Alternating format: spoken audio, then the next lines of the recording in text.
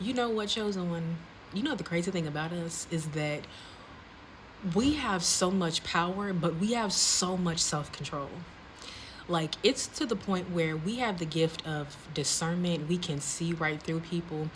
We can see people's insecurities, their wounds, their triggers. We can see what they are insecure about. We can see their envy when they're projecting that onto us. We can see it all. And the thing is, we have the ability to really read someone for filth.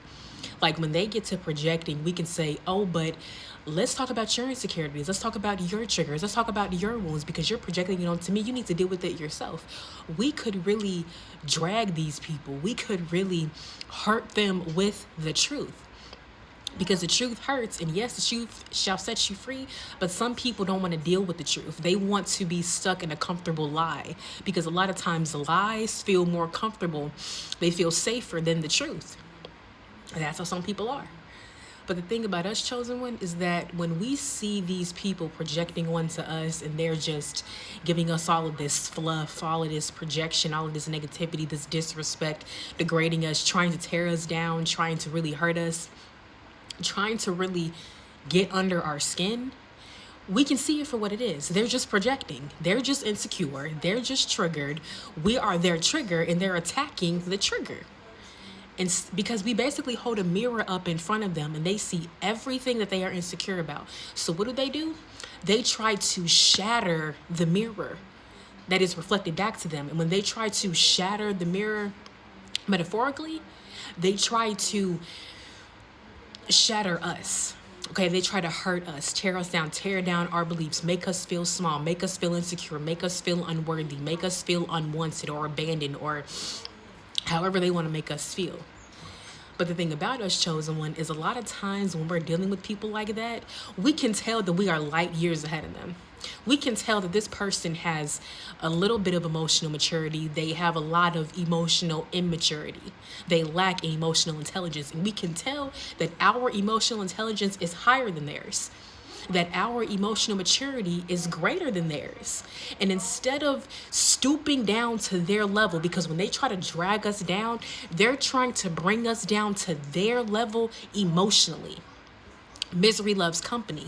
It's like they feel so bad and seeing us shining and being so secure in ourselves, they want to bring us down so that we can feel low with them because they don't want to feel low on their own. And when we see them doing this, instead of us stooping down to their level, we rise above it. We remain higher. We have them meet us up here where we are at.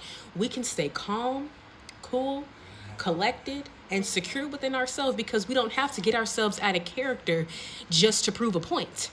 We don't have to destroy someone just to defend ourselves. And a lot of times they try to destroy us because they're feeling destroyed. But instead of us destroying them back, God guides us to give them grace. Whenever you feel that pull, it's like when you feel yourself being disrespected by these people, Lord knows your ego wants to go off, wants to really let them have it, wants to really tell them off, give them the business. Want to be really like, oh, baby, I can read you for filth. I can end you right now with just my words. The ego wants to do that. But when you feel that pushback, when you feel someone like, it's like someone put their arm on your chest and pulled you back a little bit, that's the divine. That's God herself stepping in and saying, baby, don't be like them. Don't fight like them. Fight like me. Fight with grace. Fight with grace. Because that stings more. Because you still have your dignity intact. It's God herself guiding us to spare these people's feelings, because we do spare them, and give them grace, because instead of stooping down to their level, we elevate. So yes, that is God herself doing that, because in those moments, we definitely want to go off. And even afterwards, we may think like, damn it, I should have said something to them when I had the chance. But here's the thing. When you handle those people with grace, when you spare their feelings, when you stay calm, cool, and collected, you don't allow their projections to hurt you. Their projections can't go anywhere but back to sender. And they're forced to sit there in their own pain. Because basically God is saying, don't stab someone that's already bleeding.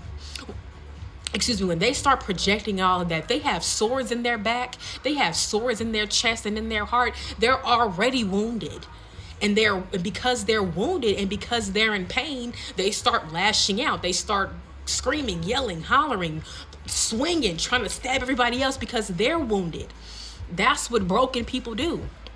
But we are not broken. We are whole. We are whole because we have the Most High God living within us. So instead of stooping down to their level, we rise above it. Instead of taking another sword and stabbing them in the chest and finishing them off, God is like, don't do that. Because that elevates us.